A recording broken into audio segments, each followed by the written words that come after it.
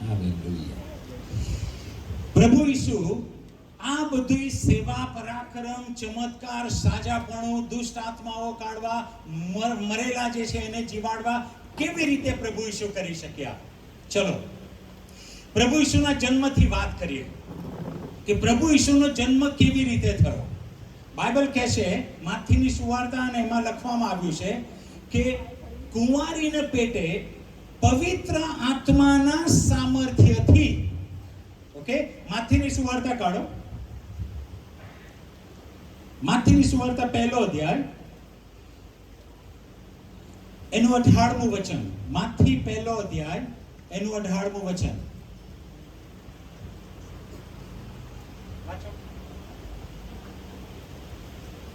અને ઈસુ ખ્રિસ્તનો જન્મ આ પ્રમાણે થયો. હા. એટલે તેની માં મરિયમનું વેવિશાળ યુસુફ જોડે થયા પછી તેઓનો મિલાપ થયા અગાઉ પવિત્ર આત્માથી એમનો મિલાપ થયા એટલે યુસુફ અને મરિયમ શારીરિક રીતે જોડાયા નથી.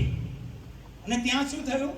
પવિત્ર આત્માથી તે ગર્ભવતી થયેલી જણાય. પવિત્ર આત્માથી.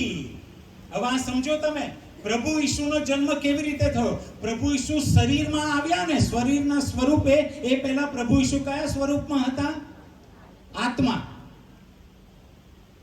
પ્રભુ ઈસુ શરીરમાં આવ્યા એ પહેલા એ આત્માના સ્વરૂપમાં હતા.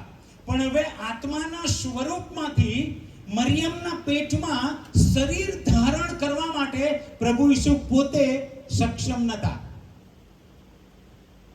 પ્રભુ ઈસુ પોતે એ કરી શકતા ન હતા. એમને કોની જરૂર પડી? પવિત્ર આત્માની. બાઇબલ કહે છે પવિત્ર આત્માના પ્રતાપે, પવિત્ર આત્માના સામર્થ્યએ. એટલે પવિત્ર આત્માએ શું કર્યું કે જે ઈસુ, જે આત્મા છે, એમને લઈ અને મરિયમના શરીરમાં એમને શરીર રૂપે મૂક્યા. એટલે બદલાણ કર્યું. પવિત્ર આત્માએ આત્માને શરીરમાં બદલાણ કર્યું. આ પવિત્ર આત્મા કરે છે. જીવનનું બદલાણ કર્યું. જે પ્રભુ ઈસુ આત્મા હતા પણ એમને મરિયમના શરીરમાં મૂક્યા, આ પવિત્ર આત્માએ. અને આ રીતે પ્રભુ ઈસુનો જન્મ થયો. જો યોહાન 10 શું લખવામાં આવ્યું છે કે જે છીંડે ચડીને આવે છે, જે છીંડે ચડીને આવે છે કોણ છે? અને જે બરણીથી આવે છે એ ઘેટાપાડા. પ્રભુ ઈસુ, તમે હું જે માર્ગે આવીએ છીએ ને, જે રીતે તમારો ને મારો જન્મ થાય છે, એવી જ રીતે પ્રભુ ઈસુનો જન્મ થયો. એટલે ઘેટાપાડા છે. પણ જે છીંડે ચડીને આવે છે એ ચોર છે. શૈતાન કેવી રીતે આવ્યો પૃથ્વી પર? એને ફેંકી દેવામાં આવ્યો. એ છીંડે ચડીને આવ્યો એટલે એ ચોર છે. પણ તમારો ને મારો પ્રભુ એ શરીર ધારણ કરીને આવ્યો અને પવિત્ર આત્માના પ્રતાપે, પવિત્ર આત્માના સામર્થ્યથી આ થયું. એટલે પ્રભુ ઈસુના જન્મની શરૂઆત જ તમે જુઓ ક્યાંથી થઈ? પવિત્ર આત્માનું સામર્થ્ય, પવિત્ર આત્માની તાકાતથી એ પ્રભુ ઈસુ આત્માથી શરીર ધારણ કરી શક્યા. અને ગઈકાલે આપણે જોયું કે દેવના સ્વરૂપમાં, ઈશ્વરના સ્વરૂપમાં હોવા છતાં, એટલે ઈશ્વરના સ્વરૂપમાં હતા પણ એમને દેહ ધારણ કર્યું. અને એ દેહ પવિત્ર આત્માના સામર્થ્યથી થયું. Hallelujah, praise the lord. પવિત્ર આત્મા આ બાબત કરે છે, સર્જન કરે છે. જે સર્જન કરવાની તાકાત જે છે ને એ પવિત્ર આત્માની છે. પવિત્ર આત્મા શૂન્ય, કશું જ ના હોય એમાંથી એ સર્જન કરે છે, એમની તાકાત છે. આત્માને શરીરમાં લાવે છે એ પ્રભુ ઈસુની જે છે એમાં એ પવિત્ર આત્માની તાકાત છે. ઓકે, તો પ્રભુ ઈસુનું જે શરૂઆત છે, એમનું જે જીવન છે એ પવિત્ર આત્માથી થયું. પ્રભુ ઈસુના બાપ્તિસ્મામાં આવે માથી 3જો અધ્યાય એનું 16મું વચન. પ્રભુ ઈસુ હવે મોટા થયા છે, રાઈટ? પ્રભુ ઈસુ મોટા થઈ ગયા છે અને હવે લગભગ એ 30 વર્ષના છે. અને હવે એમના બાપ્તિસ્માની જે વાત છે, માથી 3જો અધ્યાય એનું 16મું વચન. અને ઈસુ બાપ્તિસ્મા પામીને તરત પાણીમાંથી નીકળી આવ્યો. હા. અને જુઓ, તેને સારું આકાશ ઉઘાડાયું અને દેવના આત્માને કબૂતરની પેઠે ઉતરતો ને પોતા પર આવતો તેણે દીઠો. Right. Okay, praise the Lord. Hallelujah, hallelujah. પ્રભુ ઈસુના બાપ્તિસ્માની હવે વાત કરીએ કે બાપ્તિસ્મા સમયે શું થયું. ઓકે, તૈયાર બધા? ઓકે, અહીં ધ્યાન આપીએ. રાઈટ. 3 અધ્યાય 16મું વચન. અને ઈસુ બાપ્તિસ્મા પામીને તરત પાણીમાંથી નીકળી આવ્યો. હા. અને જુઓ, તેને સારું આકાશ ઉઘાડાયું ને દેવના આત્માને કબૂતરની પેઠે ઉતરતો ને પોતા પર આવતો તેણે દીઠો. ઓકે, જો પ્રભુ ઈસુનો જન્મ કેવી રીતે થયો? પવિત્ર આત્માના સામર્થ્યથી. તો હવે જ્યારે મોટા થયા તો એમણે સેવા ચાલુ કરવી જોઈએ ને, પણ એમણે સેવા ચાલુ કરી નહીં. ક્યાં સુધી? જ્યાં સુધી એમનું બાપ્તિસ્મા થયું નહીં.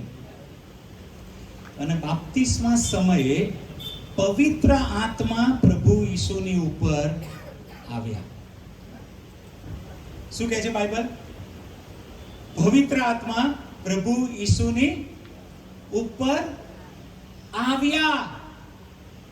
પ્રશ્ન એ થાય કે એમનો જન્મ તો પવિત્ર આત્માથી જ થયો હતો, તો હવે પવિત્ર આત્માની જરૂર કેમ? જન્મ જ પવિત્ર આત્માથી થયો છે, તો હવે એમણે સેવા ચાલુ કરવી જોઈએ. પણ જ્યાં સુધી પવિત્ર આત્મા પ્રભુ ઈસુ પર આવ્યા નહીં ત્યાં સુધી એમણે સેવા ચાલુ કરી નહીં. જ્યારે પવિત્ર આત્મા એમની ઉપર આવ્યા, અને ત્યાં બહુ સરસ લખ્યું છે, આપણે જોઈશું આગળ, કે કબૂતરની પેઠે, એટલે કબૂતર નહીં, સવારે બાઇબલ સ્ટડી જોયું તો કબૂતર નથી પવિત્ર આત્મા, કબૂતરની જેમ એ પવિત્ર આત્મા પ્રભુ ઈસુની ઉપર આવ્યા. આગળ વાંચી લો. અને જુઓ, એવી આકાશવાણી થઈ કે આ મારો વહાલો દીકરો છે, એના પર હું પ્રસન્ન છું. Right, hallelujah. હવે લુક 3 અધ્યાય અને એનું 21મું વચન, એ જ બાબત ત્યાં લખવામાં આવી છે. લુક 3 અધ્યાય 21મું વચન. બાપ્તિસ્માની જ વાત છે, પણ લુક એમની સુવાર્તામાં વધારે આપણને માહિતી આપે છે. હવે સર્વ લોક બાપ્તિસ્મા પામી રહ્યા, ત્યાર પછી ઈસુ પણ બાપ્તિસ્મા પામીને પ્રાર્થના કરતો હતો. ઓકે, જો લુક હવે વધારે માહિતી આપે છે. માથી કહે છે એ જ્યારે પાણીની બહાર આવ્યા ત્યારે પવિત્ર આત્મા એમની પર આવ્યા. પણ અહીંયા લુક આપણને વધારે માહિતી શું આપે છે કે જેવા એ પાણીની બહાર આવ્યા, પ્રભુ ઈસુએ શું કર્યું? પ્રાર્થના કરી. તો આપણે વિચારવું જોઈએ કે પાણીની બહાર આવીને પ્રભુ ઈસુએ પ્રાર્થના શું કરી હશે? શું પ્રાર્થના કરી હશે? રાઈટ, આ વિચાર કરવો જોઈએ. પણ આપણે એવું માની લઈએ છીએ કે એમણે પ્રાર્થના કરીને પછી જે થયું તો એમણે માગણી કરી હશે અને પછી ઈશ્વર પિતાએ કર્યું. રાઈટ, એટલે જ્યારે પાણીની બહાર આવ્યા અને પ્રાર્થના કરી, પવિત્ર આત્મા એમની ઉપર આવ્યા. એટલે પ્રભુ ઈસુએ જે પ્રાર્થના કરી હશે એ આ હશે, મારું માનવું છે કે પિતા, હવે મારો સમય આવી ગયો છે સેવા કરવાનો. મેં સામાજિક રીતે મારા ઘરની બધી જવાબદારી નિભાવી દીધી છે. મારી માં અને મારા ભાઈઓ બહેનો બધું બરોબર છે, અને હવે હું સેવા માટે નીકળીશ. પિતા, હવે સમય આવી ગયો છે, તમે હવે તમારું કામ ચાલુ કરો. અને એ સમયે જે પ્રાર્થના કરી અને પવિત્ર આત્મા એમને આપવામાં આવ્યા. ફરીથી યાદ દેવડાવું, પવિત્ર આત્મા દ્વારા જ એમનો જન્મ થયો હતો, પણ છતાં એમણે સેવા ચાલુ કરીને જ્યાં સુધી પવિત્ર આત્મા એમની ઉપર આવ્યા નહીં. એટલે પવિત્ર આત્મા જ્યારે એમની ઉપર આવ્યા એ પછી શું એમણે કર્યું? લુકની સુવાર્તા 4થો અધ્યાય, લુકની સુવાર્તા 4થો અધ્યાય અને એનું 14મું વચન. ઈસુ આત્માને પરાક્રમે ગાલિલમાં પાછો આવ્યો, અને તેના સંબંધીની ચર્ચા આસપાસના આખા પ્રદેશમાં ફેલાઈ ગઈ. જો પવિત્ર આત્મા જ્યારે એમની પર આવ્યા ને એ પછી શું કહે છે? પરાક્રમે, આત્માના પરાક્રમે આવ્યા. એટલે પવિત્ર આત્મા શું કર્યું? પ્રભુ ઈસુને શું આપ્યું? પરાક્રમ. આત્માના પરાક્રમે પ્રભુ ઈસુ હવે આવ્યા બહાર સેવાને માટે. પવિત્ર આત્માના સામર્થ્યે પ્રભુ ઈસુ આવ્યા સેવાને માટે. હવે છે ને, પવિત્ર આત્મા અને પ્રભુ ઈસુનો જે સંબંધ છે ને, બહુ અજાયબ સંબંધ છે. એ સમજવાની જરૂર છે. યોહાનની સુવાર્તા 1લો અધ્યાય બહુ સરસ ત્યાં લખવામાં આવ્યું છે. યોહાનની સુવાર્તા 1 અધ્યાય એનું 32માં વચનથી આગળ, યોહાન 1:32 થી આગળ. યોહાને શહેદી આપી કે આત્માને કબૂતરની પેઠે આકાશમાંથી ઉતરતો મેં દીઠો, તે તેના પર રહ્યો. હા, બસ જો, બહુ ધ્યાનથી સાંભળજો અને સમજજો. પવિત્ર આત્મા પ્રભુ ઈસુ પર આવ્યા અને પછી યોહાન બીજી માહિતી આપે છે, આવીને એમના ઉપર શું લખ્યું છે? રહ્યા. લખ્યું છે એવું? અંડરલાઈન કરજો, બહુ જ મહત્વનો શબ્દ છે, બહુ જ મહત્વનું રહસ્ય છે. પવિત્ર આત્મા પ્રભુ ઈસુ પર આવ્યા અને રહ્યા. જો અહીંયા સુધી છે ને, પવિત્ર આત્મા જૂના કરારમાં જ્યારે આવતા હતા અને જતા રહેતા હતા.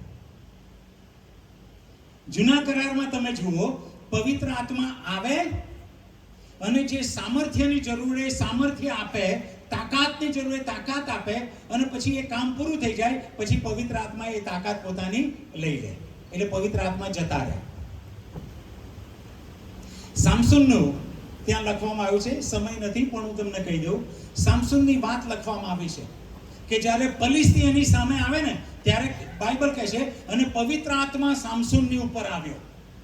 એટલે પવિત્ર આત્મા જ્યારે એની પર આવ્યા ને ત્યારે સામર્થ્ય આપ્યું અને સામસોને એક જડબાથી જ 1000 ફલિસ્તીઓને મારી નાખ્યા. એટલે જોયું, પવિત્ર આત્મા જ્યારે ઉપર આવે છે ને ત્યારે શું કરે છે? સામર્થ્ય લઈને આવે છે, તાકાત લઈને આવે છે. એણે કહ્યું કે જુવાન સિંહ હતો, બકરીના બચ્ચાને જેમ ફાડી નાખે ને એમ એણે ફાડી નાખ્યો જુવાન સિંહને. અને તે એવું લખ્યું છે, ક્યારે એ કરી શક્યો? જ્યારે પવિત્ર આત્મા એની પર આવેલા ત્યારે. એટલે જૂના કરારમાં તમે અભ્યાસ કરશો તમને ખબર પડશે કે પવિત્ર આત્મા જ્યારે વ્યક્તિ પર આવે છે ને ત્યારે સામર્થ્ય આપે છે. એને એકદમ ચમત્કારિક શક્તિ એને આપી દે છે કે જે સામાન્ય માણસમાં એ શક્તિ હોય નહીં. દાઉદ જે નાનો હતો પણ એની પર પવિત્ર આત્માનું જે સામર્થ્ય આવ્યું ને એટલે એ ગોલિયાતને મારી શક્યો. એટલે જૂના કરારમાં તમે જુઓ કે પવિત્ર આત્મા આવે, ફલિસ્તીને મારવાના હોય, ગોલિયાતને મારવાના હોય, એ સામર્થ્ય આપે, પણ ગોલિયાત મરી ગયો, ફલિસ્તીઓ હારી ગયા, પછી એ સામર્થ્ય જતું રહે. રહેતું નતું એમની પર એ સામર્થ્ય. પવિત્ર આત્મા એમની પર રહેતા નતા. પણ પ્રભુ ઈસુના બાપ્તિસ્મા સમયથી પવિત્ર આત્માએ પૃથ્વી પર એમનું કામ બદલ્યું. આવતા હતા અને જતા રહેતા હતા, સામર્થ્ય આપતા હતા અને સામર્થ્ય લઈ લેતા હતા. પણ પ્રભુ ઈસુના સમયથી યોહાનની સુવાર્તામાં આપણે વાંચ્યું કે પ્રભુ ઈસુ પર પવિત્ર આત્મા આવ્યા અને બોલો, અને જોરથી બોલો, અને રહ્યા. આ સમયથી પવિત્ર આત્માએ રહેવાનું ચાલુ કર્યું. એટલે વિચાર કરો, સામસોન, દાઉદ, સાઉલ આ બધા પર જ્યારે આત્મા આવતા હતા અને સામર્થ્ય મળતું હતું પણ એ જતા રહેતા તો સામાન્ય વ્યક્તિ થઈ જતા હતા. પણ હવે પ્રભુ ઈસુ માટે શું લખવામાં આવ્યું છે કે એમની પર આવ્યા તો પ્રભુ ઈસુને શું મળ્યું? સામર્થ્ય. અને એ આત્મા જતા રહ્યા ના, એમની પર રહ્યા. એનો અર્થ શું થયો કે પ્રભુ ઈસુ પર પવિત્ર આત્માનું સામર્થ્ય 24/7 હંમેશા માટે પવિત્ર આત્માનું સામર્થ્ય પ્રભુ ઈસુની સાથે રહ્યું, કેમ કે જતા ના રહ્યા. એ સમયથી વિશ્વાસીઓની સાથે પણ પવિત્ર આત્માએ આવું જ કામ ચાલુ કર્યું. હાલેલુયા. ઈસુના સમયથી આવું પવિત્ર આત્માએ કામ ચાલુ કર્યું. એટલે તમે જોયું કે પ્રભુ ઈસુ પૃથ્વી પર આવા ચમત્કારિક કામ કેવી રીતે કરી શકે. એક માણસ તમારા મારા જેવા હતા છતાંય એમનો જન્મ પવિત્ર આત્માથી થયો. તમારો મારો નવો જન્મ પવિત્ર આત્માથી થાય છે કે નહીં? Hallelujah, praise the lord. તમને ને મને આત્માનો જન્મ કોણે આપ્યો? પવિત્ર આત્માએ. જેમ ઈસુનો જન્મ પવિત્ર આત્માથી થયો, પણ એક સમયે પવિત્ર આત્મા પ્રભુ ઈસુ પર આવ્યા અને રહેવાનું ચાલુ કર્યું. એવી જ રીતે બાઇબલ એવું કહે છે કે જે વિશ્વાસ કરે છે એની પર જ્યારે પવિત્ર આત્મા આવે છે અને પવિત્ર આત્મા એની ઉપર રહે છે. એટલે જ તમે ને હું પણ પ્રભુ ઈસુ જેવા બની શકીએ છીએ, પ્રભુ ઈસુ જેવા કામ કરી શકીએ છીએ. પ્રભુ ઈસુએ જે સેવાઓ કરી,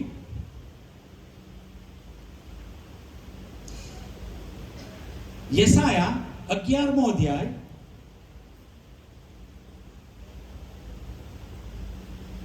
યસાયા 61 કાઢીએ. યસાયા 61. Praise the Lord, hallelujah. Right. પ્રભુ ઈસુ કેવી રીતે આ બધું કરી શકે? યસાયા 61 પહેલો અધ્યાય પહેલું વચન. પ્રભુ યહોવાનો આત્મા મારા પર છે. ઓકે, જુઓ, આ પ્રભુ ઈસુ વિશે ભવિષ્યવાણી થઈ છે યસાયા દ્વારા. અને શું લખવામાં આવ્યું છે? યહોવાનો આત્મા. યહોવાનો આત્મા એટલે પવિત્ર આત્મા.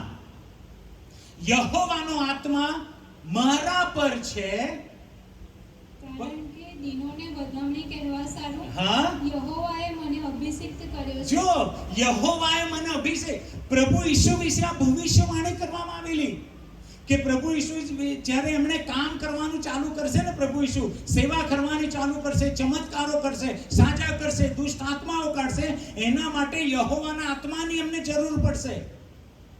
એટલે ત્યાં લખ્યું છે કે યહોવાનો આત્મા મારા પર છે અને એમણે મને અભિષેક કર્યો છે કે જેથી આ લોકોને હું છોડાઈ શકું, બંદીવાનોને છોડાઈ શકું, એ બધાને હું સાજા કરી શકું. આ પ્રભુ ઈસુ વિશે ભવિષ્યવાણી થઈ. પણ એ ભવિષ્યવાણી પૂર્ણ થઈ લુકની સુવાર્તા. એ ભવિષ્યવાણી પૂરી થઈ કે નહીં? લુકની સુવાર્તા 4થો અધ્યાય 17 વચનથી આગળ. લુકની સુવાર્તા 4થો અધ્યાય 17 વચનથી આગળ. યશાયા પ્રબોધકનું પુસ્તક તેને આપવામાં આવ્યું. તેણે તે ઉઘાડીને જ્યાં નીચે પ્રમાણે લખેલું તે જગા કાઢી કે. આ કોને આપવામાં આવ્યું યશાયાનું પુસ્તક? પ્રભુ ઈસુને. પ્રભુનો કેમ કે એમની પાસે બધા જ પુસ્તકો હતા નહીં, એટલે યશાયાનું જે ઓડિયું હતું એ પ્રભુ ઈસુને લાવવામાં આવ્યું કે સભાસ્થાનમાં પ્રભુ ઈસુ, અને પ્રભુ ઈસુએ ખોલ્યું અને આ જ એમણે વાંચ્યું. યશાયા જે પ્રબોધવાણી થઈ હતી ને એ જ એમણે વાંચ્યું. હવે પ્રભુ ઈસુના પોતાના શબ્દો છે, વાંચો. પ્રભુનો આત્મા મારા પર છે, હા, કેમ કે દરિદ્રીઓ આગળ સુવાર્તા પ્રગટ કરવા સારું Right. તેણે મારો અભિષેક કર્યો છે. પ્રભુ ઈસુ પોતે કહે છે એમણે મારો અભિષેક કર્યો છે, યહોવાનો આત્મા મારી પર આવ્યો છે. યશાયાએ જે કહ્યું હતું એ પૂર્ણ થયું. યહોવાનો આત્મા પ્રભુ ઈસુના બાપ્તિસ્માથી એમની સાથે રહેવાનું ચાલુ કર્યું. એ સામર્થ્ય, એ તાકાત જે પવિત્ર આત્માની છે એ પ્રભુ ઈસુની સાથે ચાલુ થઈ અને કદી એ તાકાત એમનામાંથી જતી રહી નહીં, એમની ઉપર રહ્યા. એટલે એ તાકાત કદી એમની પાસેથી ગઈ નહીં. પ્રભુ ઈસુએ સેવા જે કરી ને એ પવિત્ર આત્માના પ્રતાપે, કેમ કે પવિત્ર આત્માથી એમને અભિષેક કરવામાં આવેલા. જો પ્રભુ ઈસુ જે શિક્ષણ આપતા હતા ને એ શિક્ષણ પણ કેવી રીતે આપતા હતા? લુકની સુવાર્તા 4થો અધ્યાય એનું 22મું વચન. બધાએ તેની વિશે સાક્ષી આપી અને તેના મોંમાંથી જે કૃપાની વાતો નીકળી તેથી તેઓએ અચરજ થઈને કહ્યું કે શું એ યુસુફનો દીકરો નથી? આ યુસુફનો દીકરો નથી, આ સુથાર નથી જેને નાનપણથી આપણે જોયો છે. એ તો કોઈ બાઇબલ કોલેજમાં ગયો નથી, કોઈ શાસ્ત્રીઓ ફરોશીઓ સાથે ગયો નથી શીખવાના માટે, કોઈ સેમિનરી આણે કરી નથી. તો આ કૃપાની વાતો, આ સામર્થ્યનું શિક્ષણ આ ક્યાંથી એની પાસે આવ્યું? લોકોને પ્રશ્ન થયો કે આ અજાયબ શિક્ષણ કેવી રીતે આપી શકે છે? આપણે એને નાનપણથી જોયો છે. આ પવિત્ર આત્માનું સામર્થ્ય, કેમ કે જ્ઞાનનો આત્મા એમની પર હતો. યશાયા કહે છે જ્ઞાનનો આત્મા એમને આપવામાં આવેલો. અને આપણે જોયું હતું ને પહેલા દિવસે કે એ જ્ઞાનમાં વધતા ગયા, કેમ કે એ માણસ હતા. પણ એ જે પવિત્ર આત્મા એમને જ્ઞાન આપતા હતા એમાં એ આગળ, એટલે પ્રભુ ઈસુનું જે શિક્ષણ છે ને એ પણ પવિત્ર આત્માના સામર્થ્ય દ્વારા. એટલે હું કહું છું તમને, જો બાઇબલ તમને વાંચતા નથી આવડતું, સમજતા નથી આવડતું ને, પવિત્ર આત્માને જોડ જજો. એ તમને સમજાવશે. જેમણે પ્રભુ ઈસુને જ્ઞાન આપ્યું, શાસ્ત્ર સમજવાના માટે, એ શાસ્ત્રને એક્સપ્લેન કરવાના માટે, વચન આપવાના માટે, શિક્ષણ આપવાના માટે જે પવિત્ર આત્માએ એમને મદદ કરી, એ જ પવિત્ર આત્મા તમને મને મદદ કરશે. એટલે જુઓ, પ્રભુની સેવામાં પવિત્ર આત્માનું મહત્વ કેટલું હતું. યોહાનની સુવાર્તા 7મો અધ્યાય એનું 15 અને 16મું વચન. ત્યારે યહૂદીઓએ આશ્ચર્ય પામીને કહ્યું કે હા. એ માણસ કદી પણ શીખ્યો નથી, તેમ છતાં તે વિદ્યા ક્યાંથી જાણે છે? માટે ઈસુએ તેઓને ઉત્તર આપ્યો કે મારો બોધ તો મારો પોતાનો નથી. હા, પ્રભુ ઈશ્વરે શું કીધું? હું જે શિક્ષણ આપું છું ને એ મારું નથી. પ્રભુ ઈસુ કહે છે હું તો માણસ છું, માણસની રીતે મારી જે સમજણ છે ને એ છે, પણ હું જે શિક્ષણ આપું છું એ માણસના શિક્ષણથી ઉપર છે. એટલે મારો બોધ એ મારો નથી. પ્રભુ ઈસુ પોતે કહે છે કે હું જે શિક્ષણ આપું છું, હું જે સમજણ મને છે એ મારી નથી. કોની છે? પાછો, પણ જેણે મને મોકલ્યો છે તેનો છે. હા, પણ જેમણે મને મોકલ્યો છે એમનું છે. પ્રભુ ઈસુ કોણે મોકલ્યા? ઈશ્વર પિતાએ. એમણે એમને સામર્થ્ય આપ્યું, એમણે એમને જ્ઞાન આપ્યું. પવિત્ર આત્મા પ્રભુ ઈસુના જીવનમાં, એમની સેવામાં કેવા સંકળાયેલા છે, જોયું તમે? એટલે કેમ પવિત્ર આત્માની એમને જરૂર પડી? કેમ કે તમારા મારા જેવા માણસ હતા. ઈશ્વર તરીકે નહીં જીવ્યા. જો ઈશ્વર તરીકે જીવ્યા હોત ને સેવા કરી હોત તો એમને પવિત્ર આત્માની જરૂર નથી. પણ પવિત્ર આત્માની જરૂર ક્યારે? કે જ્યારે તમારા મારા જેવા શરીરમાં આવ્યા, માણસ બનીને આવ્યા, ત્યારે એમને આ જરૂર પડી. એટલે બોધ, શિક્ષણ, જ્ઞાન એ પવિત્ર આત્માએ એમને આપ્યું. પણ હવે લોકોને સાજા કેવી રીતે કરતા હતા? દુષ્ટ આત્મા પ્રભુ ઈસુ કેવી રીતે કાઢતા હતા? જો માથીની સુવાર્તા 12મો અધ્યાય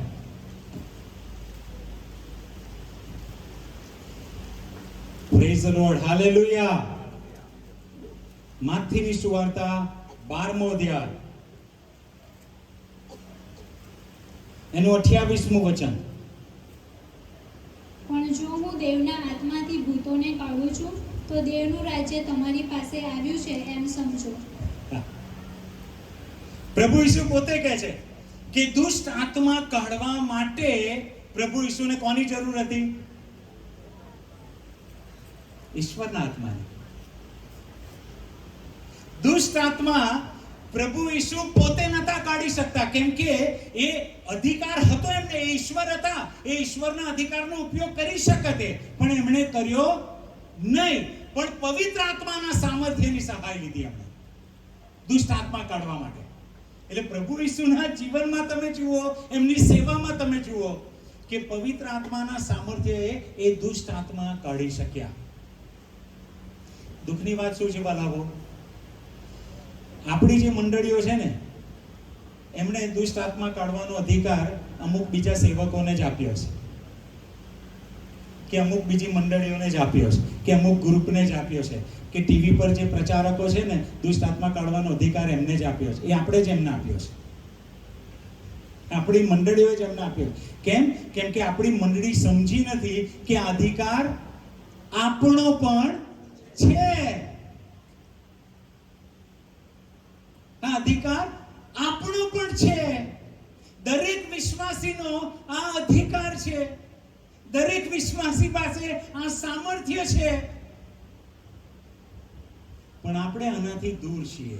કેમ? આપણે એવું માની લીધું કે આ છે ને, દુષ્ટ આત્મા કાઢવાનું એ મારી તાકાત નથી. અને સાચી વાત છે, આપણી તાકાત નથી. ઈસુ કહે છે મારી તાકાત નથી, પણ પવિત્ર આત્માની તાકાત છે જે મારામાં છે. પ્રભુ કહે છે. હવે એ પવિત્ર આત્મા તમારા પર છે, હા કે ના? જો ખબર નથી ને ખાતરી નથી, યસ, પ્રભુ એના માટે જ તમને લાયા છે. હાલેલુયા. તમારી બાજુ બેઠા જ કહો, એટલે જ પ્રભુ લાયા છે. હાલેલુયા. પ્રભુ કહે છે હું ઈશ્વરના આત્માથી દુષ્ટ આત્મા કાઢું છું. અને જો એ કરું છું ને, તો સમજી લો કે ઈશ્વરનું રાજ્ય આવી ગયું છે. હાલેલુયા. રાજા આવી ગયા છે, રાજા આવી ગયા છે. અને એટલે પ્રભુ ઈસુનું આવવાનું જે છે એ લખેલું છે કે પ્રભુ ઈસુ ઈશ્વરના પુત્ર એટલા માટે પ્રગટ થયા કે શૈતાનના કામનો નાશ કરે, શૈતાનના કામનો નાશ કરે. એટલા માટે પ્રભુ ઈસુ આયા. અને એ કામના નાશ માટે પવિત્ર આત્માની સહાયમાં પ્રભુ ઈસુ ગયા. પવિત્ર આત્માથી જ પ્રભુ આ કરી શક્યા. દુષ્ટ આત્માઓ એમના વશમાં થયા. તમે જાણો છો કે દુષ્ટ આત્મા તમારાથી ગભરાય? તમને ખબર છે? તમે એવું કહેશો, હિરેનભાઈ શું વાત કરો છો?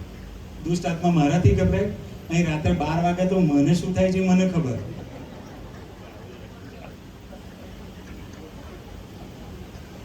મીટિંગમાંથી મોડે રાત્રે જતો પાછળ પાંદડાનો અવાજ આવે તો મને કેમ થઈ જાય છે.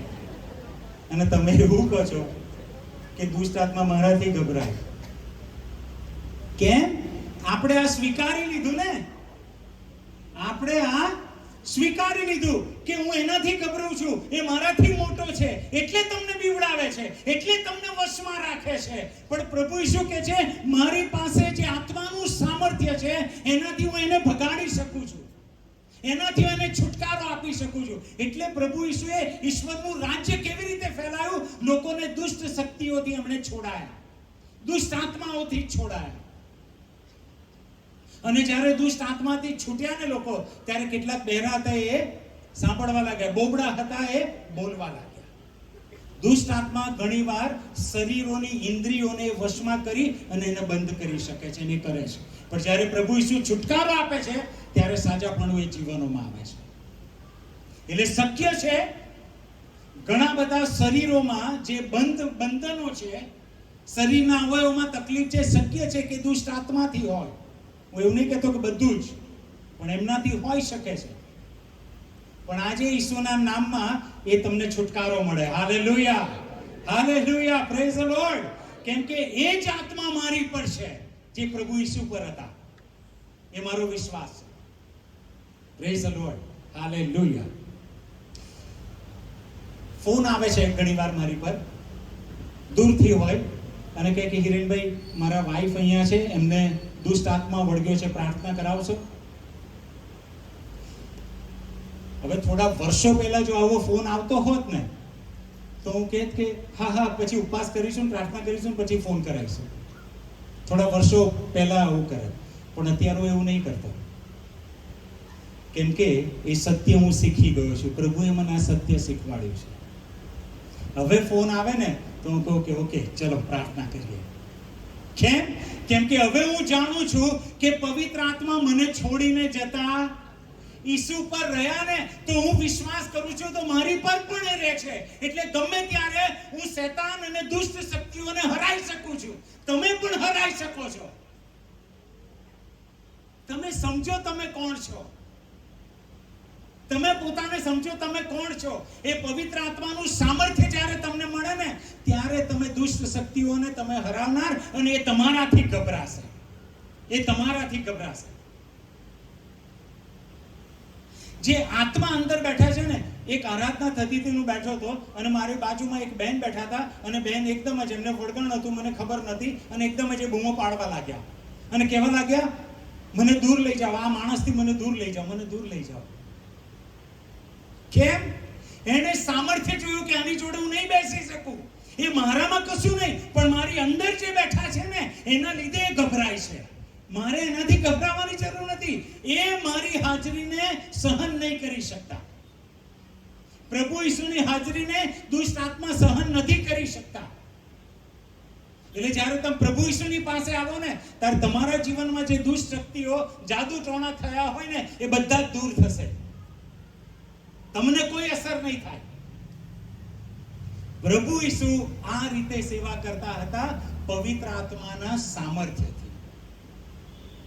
જે માણસ થઈને આવું કરી શકતા હતા, એટલે જે નમૂનો તમને મને આપ્યો પ્રભુએ કે તુંય માણસ છું ને તો તું મારા જેવા કામ કરી શકે છે. સાજાપણાની વાત કરીએ. પ્રભુ ઈસુ દુષ્ટ આત્માઓ તો આ રીતે કાઢતા હતા. લુકની સુવાર્તા ચોથો અધ્યાય, અને આપણે જે આજે શાસ્ત્ર ભાગ વાંચેલો એ વાંચીશું. લુક 4:38 થી આગળ. સભાસ્થાનમાંથી નીકળીને તે સિમોનને ઘેર ગયો. સિમોનની સાસુને સખત તાવ આવતો હતો ને તેના હકમાં તેઓએ તેની વિનંતી કરી. તેણે તેની પાસે ઊભા રહીને તાવને ધમકાવ્યો. ઓકે, એટલે- રોકાઈ જાઓ. તાવને શું કર્યું પ્રભુ ઈસુએ? જોરથી બોલો. તમારા ટેબલને ધમકાવો તો, ટેબલને ધમકાવો. કેમ નહીં ધમકાવતા? કેમ કે એ નિર્જીવ છે, એ તમારું સાંભળી શકે નહીં. પ્રભુ ઈસુએ કોને ધમકાયો? તાવને. હવે તાવ સજીવ કે નિર્જીવ?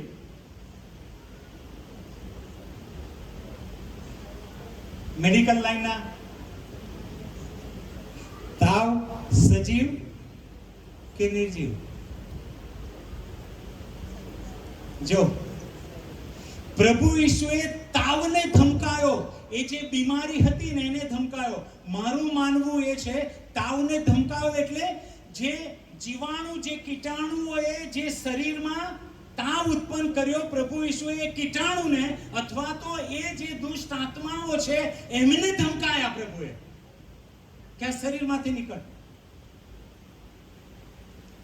શબ્દથી, ધમકાવાથી પિત્તરની જે સાસુ હતી એનો તાવને પ્રભુ ઈસુએ ધમકાવ્યો. વાંચો આગળ. અને તેનો તાવ ઉતરી ગયો અને તરત ઉઠીને તે તેઓની સરભરા કરવા લાગ્યો. હાલેલુયા.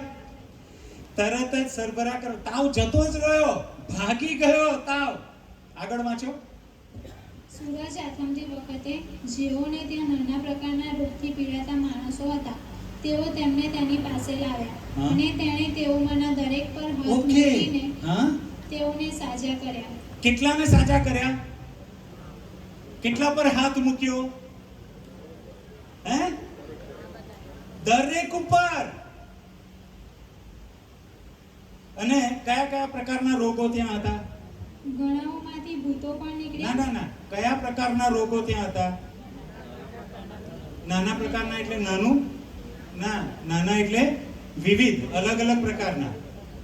નાના એટલે નાનું, શરદી ખાંસી થાય એવું નહીં, એ નાના નહીં, રાઈટ?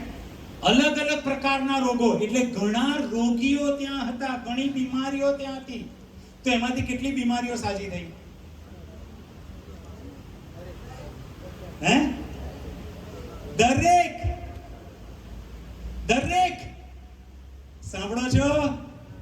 પ્રભુ ઈસુની પાસે જે આવ્યા, જે રોગ બીમારી લઈને આવ્યા, એ દરેક બીમારીને પ્રભુ ઈસુએ સાજી કરી. હાલેલુયા.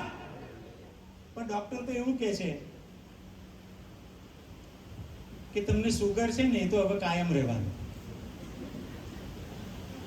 ડાયાબિટીસ છે ને એ કદી મટતો નથી, આ ડોક્ટર કહે છે. ઈસુ શું કહે છે?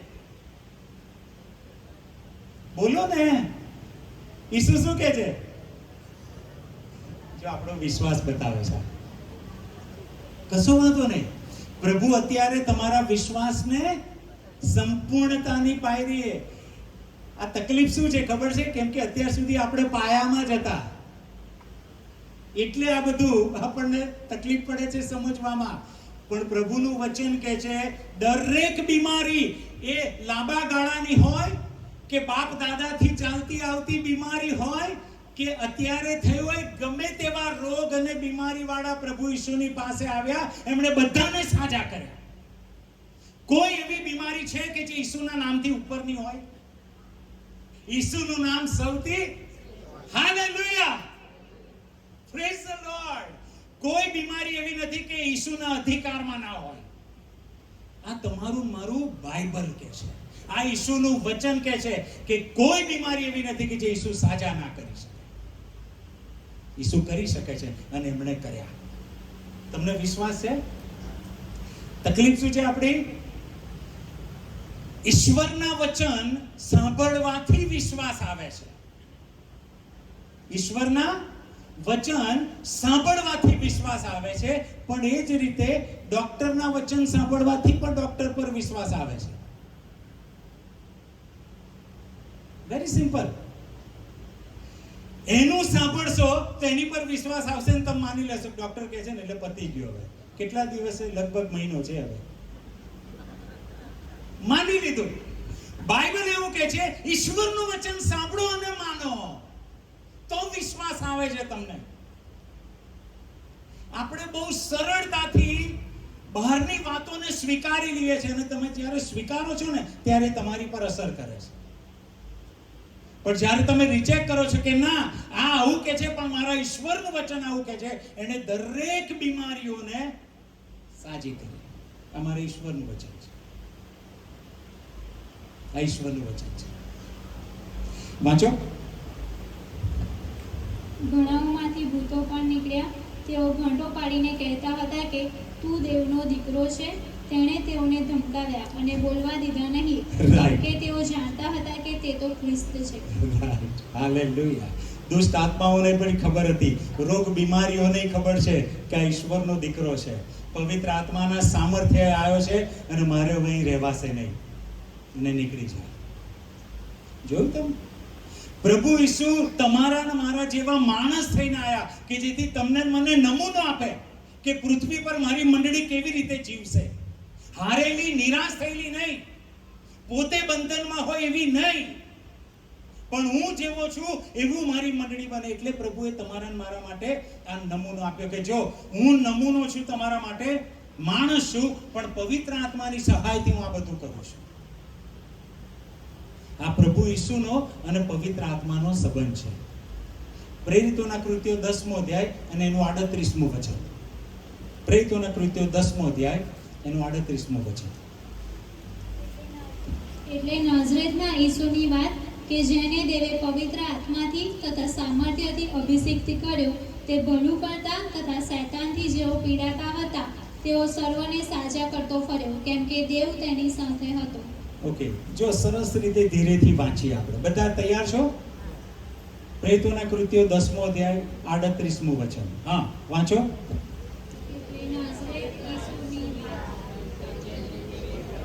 જેને ઈશ્વરે પવિત્ર આત્માથી તથા સામર્થ્યથી, ઓકે, જો આ વચન શું કહે છે? ઈશ્વરે પ્રભુ ઈસુને શાનાથી અભિષેક કર્યા? પવિત્ર આત્માથી. જો ઈશ્વર તરીકે જીવ્યા હોત તો પવિત્ર આત્માના અભિષેકની જરૂર હતી ના. તો તમારા મારા માટે નમૂનો નતા. પણ ઈશ્વરે એ નાઝરેથના ઈસુને, કેમ નાઝરેથનો ઈસુ લખવામાં આવ્યો છે? એ જણાવે છે એની હ્યુમેનિટી. એ મનુષ્ય પુત્ર છે, મનુષ્ય છે, નાઝરેથનો છે. એને ઈશ્વરે પવિત્ર આત્માથી અભિષેક કર્યા અને સામર્થ્યથી. એટલે જે લોકો શૈતાનથી પીડાતા હતા એમને એ સાજા કરતા ફર્યા. સમજાય છે તમને હવે પ્રભુ ઈસુની સેવા પવિત્ર આત્મા પર કેટલી આધારિત હતી? બીજા અર્થમાં કહીએ, પવિત્ર આત્માને પ્રભુ ઈસુની સેવામાંથી તમે કાઢી લો તો પ્રભુ ઈસુની સેવા રહે જ નહીં. એ રહે જ નહીં. પ્રભુ ઈસુ આવી રીતે પવિત્ર આત્મા પર આધારિત બન્યા પોતાની ઈચ્છાથી. ઓકે, એટલે તમારો મારો ઈસુ આવો અજાયબ પ્રભુ છે જેને આપણે વધારે પ્રેમ કરવો જોઈએ. એ પોતાની ઈચ્છાથી પવિત્ર આત્માના સામર્થ્યને આધીન થયા. એ પોતે કરી શકતા હતા પણ એ પોતાની ઈચ્છાથી આધીન થયા કે જેથી તમને મને નમૂનો આપે. અને આવી રીતે પ્રભુએ પોતાની સેવા કરી. એટલે દુષ્ટ આત્માઓ બગાડ્યા, સાજા કર્યા આ પવિત્ર આત્માથી. હવે પાપ ઉપર પણ જે પરીક્ષણ હતું ને એમાં પણ પ્રભુ ઈસુ પાર ઉતર્યા. પાપ કર્યું નહીં એમણે પરીક્ષણમાં, એ પણ પવિત્ર આત્માના સામર્થ્ય. જો બાઇબલ કાઢો. Thank you Jesus. Hebrew 9:14. Hebrew 9:14. અને 14.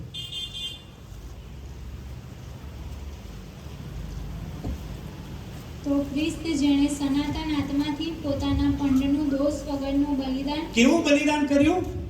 દોષ વગરનું. હાલેલુયા. જોયું તમે?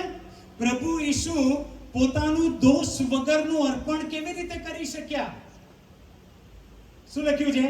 સનાતન, હા વાંચી કાઢો. બલિદાન દેવને આપ્યું, તેનું રક્ત તમારા હૃદયને જીવતા દેવને ભજવા સારું નિર્જીવ કામમાંથી કેટલું બધું વિશેષ શુદ્ધ કરશે. ઈશ્વરના આત્મા દ્વારા પ્રભુ ઈસુ પાપની સામે લડી શક્યા. જેઓને પાપની સામે સ્ટ્રગલ છે ને, પરીક્ષણમાં જલ્દી પડી જાવ છો, પવિત્ર આત્માનું સામર્થ્ય માંગો તો તમે કરી શકશો. પ્રભુ ઈસુએ પોતાનું પાપ વગરનું બલિદાન આપી શક્યા ઈશ્વરને, આ પવિત્ર આત્માના સામર્થ્ય. એટલે બલિદાન આપ્યું એટલે મૃત્યુ પામ્યા. તમને ખબર છે, પ્રભુ ઈસુને મરવા માટે પણ પવિત્ર આત્માના સામર્થ્યની જરૂર હતી, કેમ કે બલિદાન એ સનાતન આત્મા દ્વારા કરી શકે. બાકી એક સમય હતો, પ્રભુએ કહ્યું કે આ પ્યાલો મારાથી. માણસની રીતે જ્યારે પ્રભુ આવ્યા ને, ત્યારે એમણે શું કહ્યું? આ પ્યાલો મારાથી. પણ જેવું પવિત્ર આત્માના સામર્થ્યમાં આવ્યા તો કહે છે કે ના, હું વધસ્તંભે જઈશ. હાલેલુયા. આ તાકાત જે છે ને, મરવાની તાકાત, એ પણ પ્રભુ ઈસુને પવિત્ર આત્માએ આપી. જીવન જીવાડ્યું પવિત્ર આત્માએ, સેવા કરાઈ પવિત્ર આત્માએ, મરણ સુધી લઈ ગયા એ પવિત્ર આત્મા, જીવન પવિત્ર જીવ્યા એ પણ પવિત્ર આત્મા. જોયું તમે? પવિત્ર આત્મા ઈસુના જીવનમાં કેવી રીતે જોડાયેલા હતા. અને છેલ્લે પુનરુત્થાન પ્રભુનું કેવી રીતે થયું? રોમનોને પત્ર 1 અધ્યાય 3 અને 4 વચન. તે સુવાર્તા દેવના દીકરા આપણા પ્રભુ ઈસુ ખ્રિસ્ત વિશેની છે.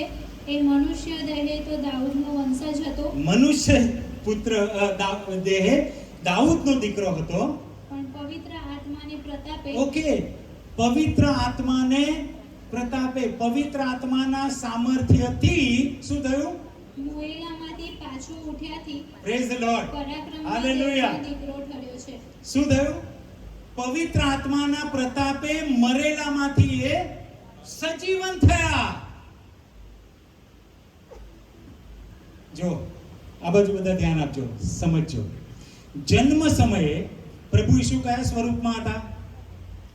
ઈશ્વરના સ્વરૂપમાં, આત્મા.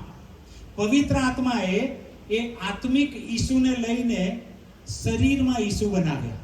એ કોણે કર્યું? પવિત્ર આત્માએ. હવે શું થયું છે? પ્રભુ ઈસુ મરણ પામ્યા છે, એટલે એમનું શરીર કબરમાં છે, પણ એમનો આત્મા બીજે છે, પારાદેશમાં. રાઈટ? જૂના કરારના સંતોને એ વાતો કરી રહ્યા છે એમની જોડે. એટલે પ્રભુ ઈસુનું શરીર ત્યાં પડ્યું છે, આત્મા એમનો બીજી જગ્યાએ કામ કરી રહ્યો છે. હવે એ આત્માને પાછો શરીરમાં લાવવાનો છે, જે કબરમાં શરીર પડ્યું છે. તો એના માટે પણ પવિત્ર આત્માની જરૂર પડી, કેમ કે પવિત્ર આત્માના સામર્થ્યથી પ્રભુ ઈસુ મરેલામાંથી સજીવન થયા. એટલે પવિત્ર આત્માએ ફરીથી શું કર્યું? જે આત્મા હતા ઈસુ, એમને લીધા અને જે શરીર 3 દિવસથી જે પડેલું કબરમાં, એમાં પાછા એ આત્માને શરીરમાં લાવી દીધા. મરેલાને જીવતા કરનારે પવિત્ર આત્મા છે. 8મો અધ્યાય 8મો અધ્યાય 11મી કલમ શું કહે છે? એ પવિત્ર આત્મા જેમણે પ્રભુ ઈસુને મરેલામાંથી સજીવન કર્યા, એ જો તમારામાં વસતો હોય તો એ તમારા મરેલા શરીરોને પણ એ ઉઠાડશે. હાલેલુયા. તમારું મારું પુનરુત્થાન શ્યોર. અને એની શ્યોરિટી શું? પવિત્ર આત્મા. પુનરુત્થાન થવાનું છે એની ખાતરી એ પવિત્ર આત્મા છે. એ જ આત્મા જે ઈસુમાં હતો, એ જ આત્મા મારામાં છે, તો કે એ તમારા મર્ત્ય શરીરને એ ઉઠાડશે. એટલે પ્રભુ ઈસુના જન્મથી એમના પુનરુત્થાન સુધી તમે જુઓ તો પવિત્ર આત્મા, એમણે જ આ બધું કર્યું. પ્રભુ ઈસુને સામર્થ્ય આપ્યું, જીવન જીવવા, સેવાઓ કરવા. આપણે આ પવિત્ર આત્માના કાર્યને ધ્યાનમાં લીધું છે, એનો અભ્યાસ કર્યો છે, એમને મહત્વ આપ્યું છે. એમનું મહત્વ આપણા જીવનમાં સમજ્યા છો તમે? એમની તાકાતને અનુભવી છે તમે? પણ દુઃખની વાત શું છે, અમુક જગ્યાએ જ્યારે પવિત્ર આત્માનું કાર્ય થાય ને ત્યારે આપણે એને શૈતાનનું કાર્ય માની લઈએ છીએ. હવે એવું નથી કહેવા માંગતો કે બધા જ કાર્ય પવિત્ર આત્માથી થતા હશે. એ ન્યાય કરવો મારા હાથમાં નથી અને મારું કામ નથી. પણ પવિત્ર આત્મા જ્યાં કામ કરી રહ્યા છે ત્યાં ઘણી બધી રીતે આપણે કહીએ છીએ આ બરોબર નથી. કેમ? કેમ કે અમારી મંડળી એમાં માનતી નથી, હું માનતો નથી, મારું કુટુંબ માનતું નથી. એટલે જ પાયામાં જ આપણે છીએ છીએ. પવિત્ર આત્માનું જે કાર્ય ઈસુમાં થયું એને આપણે સ્વીકારી નહીં શકતા, એને સ્વીકારી નહીં શકતા. શાસ્ત્રીઓ, ફરોશીઓ એ લોકો પ્રભુ ઈસુને સ્વીકારી કેમ ના શક્યા જાણો છો? એટલા માટે કેમ કે ઉદાહરણ તરીકે પ્રભુ ઈસુએ જ્યારે પેલો આંધળો જે વ્યક્તિ આવ્યો અને પ્રભુ ઈસુએ થૂક્યા અને કાદવ બનાવ્યો અને કાદવ પછી એ આંધળાના આંખ પર લગાવ્યો. જાણો છો શાસ્ત્રીઓ અને ફરીસીઓ ત્યારે શું કર્યું હશે? અરે જૂના કરારમાં શોધી કાઢો તો કે કોઈ પ્રબોધકે આ રીતે થૂક કરી કાદવ બનાવીને કોઈને આંધળાને સાજો કર્યો છે? નથી કર્યો, જૂના કરારમાં નથી. ઓકે, તો આ ઈસુ છે ને એ જૂઠો પ્રબોધક.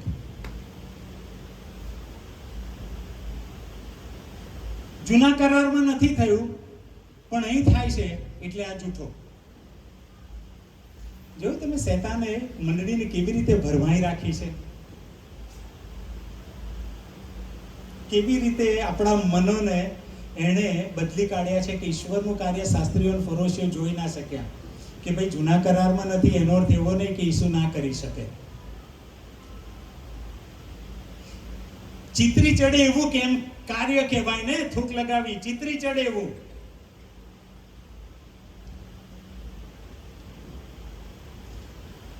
પ્રભુ ઈસુએ શું કહ્યું? મારી પર વિશ્વાસ કરનાર મારા જેવા કામ કરશે. મારી પર વિશ્વાસ રાખનાર. તમે પ્રભુ ઈસુ પર વિશ્વાસ કરો છો તો પ્રભુ ઈસુ જેવા કામ કરશો. પણ કેવી રીતે? પ્રભુ ઈસુએ પવિત્ર આત્માના સામર્થ્યમાં કર્યું ને, તમારે પવિત્ર આત્માના સામર્થ્યમાં કરવું પડશે. પવિત્ર આત્માને સમજવા પડશે. અને પ્રભુ ઈસુએ તો એટલું કહી દીધું, મારાથી મોટા કામ તમે કરશો. અને થયું. પ્રભુ ઈસુથી મોટા કામો પ્રેરિતોએ કર્યા.